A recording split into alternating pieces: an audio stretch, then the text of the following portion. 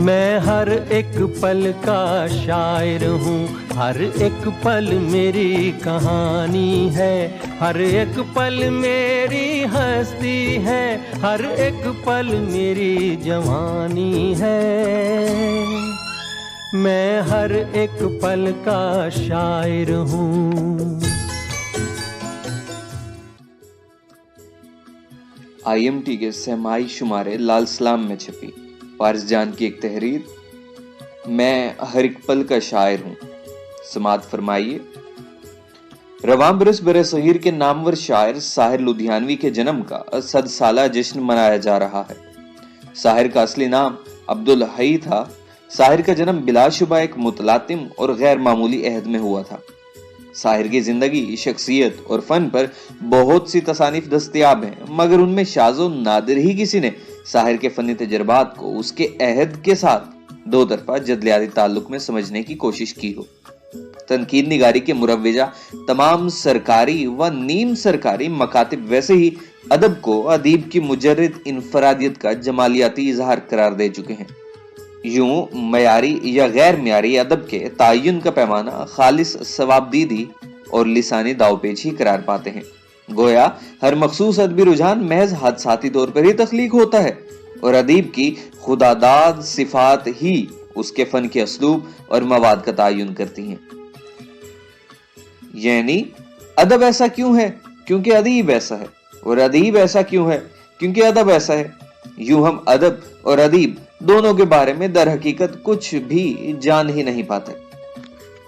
Neo liberal یلغار کے بعد تو تنقید کا انتہائی سادہ اور مرغوب معیار بس یہی قرار پایا ہے کہ جو جتنا بکتا ہے یا بک سکتا ہے وہ اتنا ہی بڑا ادب ہے۔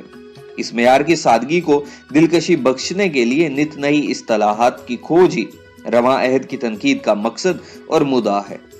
حقیقت میں تنقید کا یہ معیار اور پیمانہ خود بھی حادثاتی طور پر غالب نہیں آیا ہے، بلکہ اس عہد کے مخصوص معاشی و ثقافتی حالات میں ایسے ہی تنقید نگاری کو سرکاری سند میسر آ سکتی تھی۔ ماحول ادیب کے حساس دماغ کو مشاہدے کی وساطت سے اہم اور مخصوص پیغامات کی ترسیل کرتا ہے، اور پھر ادیب ان پیغامات میں گزشتہ نسلوں سے موصول کردہ جمالیاتی ورثے کی روشنی میں باطنی تجربات کی آمیزش کر کے ماحول کو واپس لوٹا دیتا ہے۔ ساحر کے فن کی گہرائی اور عظمت کو بھی اس کی انفرادی صفات کے ساتھ ساتھ اس کے معروض کے نشیب و فراز میں تلاش کرنا چاہیے۔ ساحر نے خود بھی اپنے فن کی تعریف کچھ اسی انداز میں کی ہے، فرمایا، دنیا نے تجربات و حوادث کی شکل میں جو کچھ دیا ہے مجھ کو وہ لوٹا رہا ہوں میں۔ پہلی عالمی جنگ کی ہولناک تباہی نے بالعموم ساری دنیا اور بالخصوص نو آبادیاتی معاشروں کو جھنجھوڑ کر رکھ دیا تھا۔ روس میں اقتدار پر محنت کشوں کے قبضے نے دنیا بھر میں ایک نئی انقلابی لہر کو جنم دیا۔ برصغیر میں بھی برطانوی سامراج سے آزادی کی تحریک ایک نئے مرحلے میں داخل ہو چکی تھی۔ سامراجی آقا تحریک کو کچلنے کے لیے جہاں ننگے جبر پر اتر آئے تھے، وہیں اس جبر کے خلاف مزاحمت نئے سے نئے شعوری راستے تلاش کر رہی تھی۔ یہی وہ وقت تھا جب آزادی کی تحریک میں مختلف نظریاتی رجحانات کی تشکیل کا عمل برق رفتاری سے جاری تھا۔ برصغیر میں پہلے ہی شعر و ادب کی مضبوط اور مستحکم روایات موجود تھیں، اور ادیبوں کی ہر پرت بھی اس نظریاتی بھٹی میں پک رہی تھی۔ ساحر نے 1930 کی دہائی میں شعور کی آنکھ کھولی تو پہلے ہی علامہ اقبال اور مولانا الطاف حسین حالی جیسے نظریاتی شعراء اپنا لوہا منوا چکے تھے۔ ان شعراء کرام کے ہاں پایا جانے والا مشرقیت کا مغرب مخالف رجحان نو آبادیاتی نظام کے زوال کے عہد کی پیداوار تو تھا، مگر اس کی شعوری بے راہ روی سے جنم لینے والے قومیت کے تصور یا ملی جذبات کو بھی انگریز سامراج نے بہت مکاری سے اپنی تقسیم کرو اور حکومت کرو کی پالیسی کے سانچے میں ڈھال دیا تھا۔ یہی وجہ تھی کہ ایک انگریز نقاد نے اس عہد کو عصر اقبال یعنی اقبال کا زمانہ بھی قرار دیا تھا۔ سامراجیوں نے مشرق کے تقدس کو اپنی اطاعت کی شرط پر اس وقت بھی خوب پذیرائی دی تھی، اور یہ سلسلہ آج تک جاری ہے، جس کا اظہار ہمیں مابعد نوآبادیاتی نظریات کی یورپ کی جامعات میں بھرپور پذیرائی کی شکل میں ملتا ہے۔ پسماندگی کو تقدس کا لبادہ پہنا دینے سے وہ پہلے سے بھی زیادہ متعفن اور زر رساں ہو جاتی ہے۔ ساحر نے اسے بہت پہلے ہی بھانپ لیا تھا۔ اس نے بڑی دیدہ دلیری سے قومیت کی اس تصور کو رد کیا और सकाफत को तबकाती नुक्ता नजर से देखा और दिखाने की कोशिश की।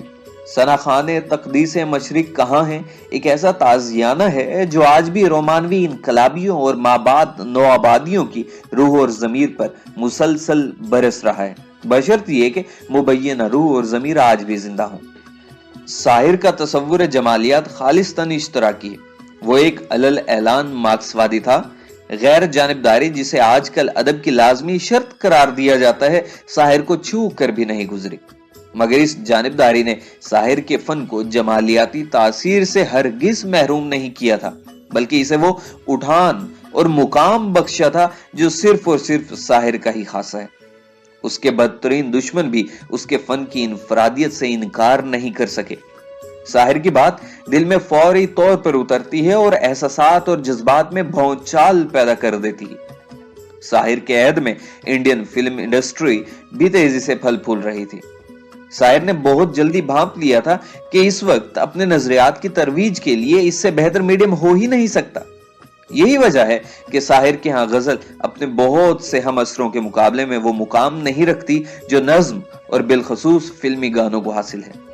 साहिर के लिखे हुए दर्जनों फिल्मी गीत ऐसे हैं जो नस्लों तक गाए और याद रखे गए। साहिर की जमालियाती इक़दार काबिल रश्क हैं। उसके खूबसूरती और इश्क के तसव्वुरात को ही ले लीजिए। उसके यहाँ समाजी बदसूरती, अदम मसावात, बेतरतीबी और बद इंतजामी के खात्मे की सही ही जमालियाती नस्वलैन है। दरसी कुतुब में इश्क के तसव्वुर को मजाजी और हकीकी की दुकियानूसी बहसों में उलझा दिया जाता है। उसके रद्द-ए-अमल में कुछ तरक्की पसंद दूसरे इंतहा पर जाकर मजाज को यकसर मुस्तरद कर देते हैं। साहिर का महबूब कोई मुजरद ख्याल नहीं बल्कि जीता जागता इंसान था। वो अपने महबूब को महज जिनसी मैलान की ऐनक से नहीं देखता बल्कि उसके माहौल को भी उसके काबिल और मवाफिक बनाने की तलकीन और इसरार करता है। वो उसके खालो खत का दीवाना तो है मगर वो तबकाती शऊर से उसकी ज़िबाइश और आराइश में लगा रहता है।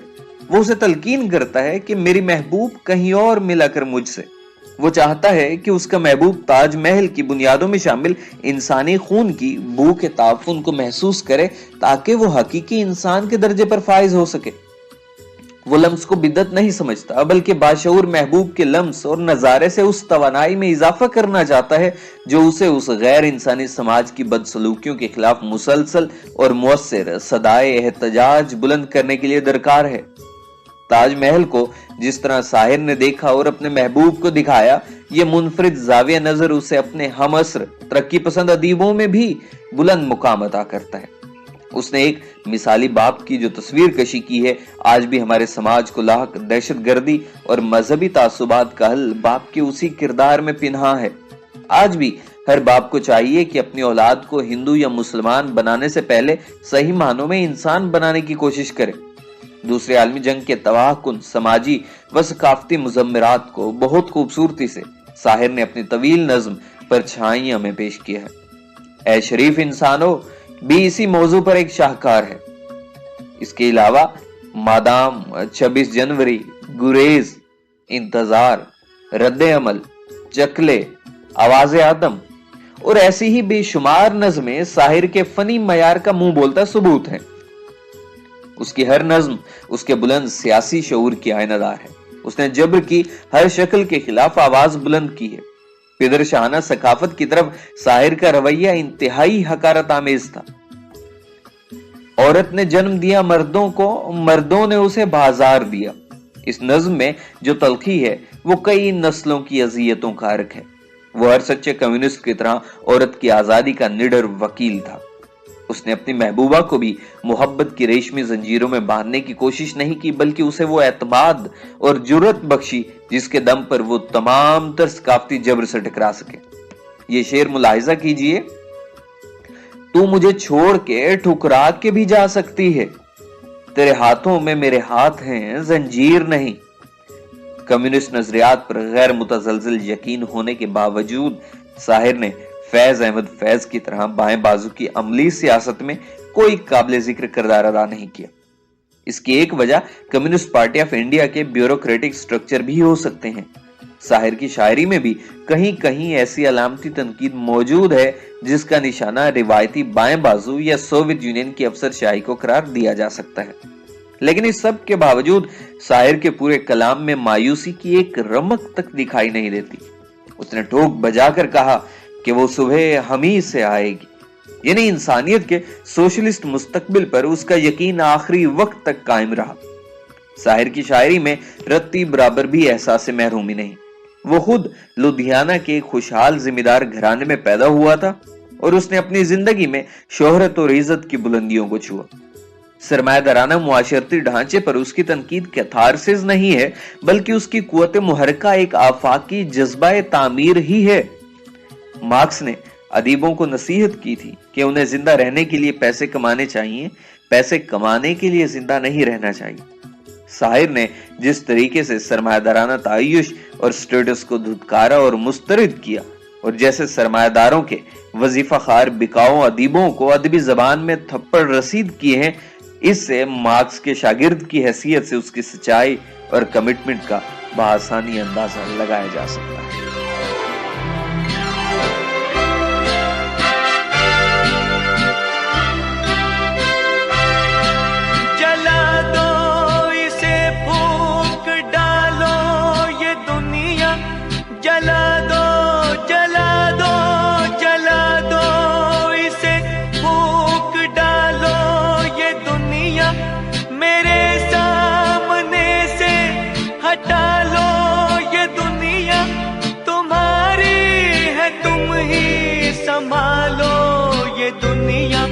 ये दुनिया अगर मिल भी जाए तो क्या है, ये दुनिया अगर मिल भी जाए तो क्या है, ये दुनिया अगर मिल भी जाए।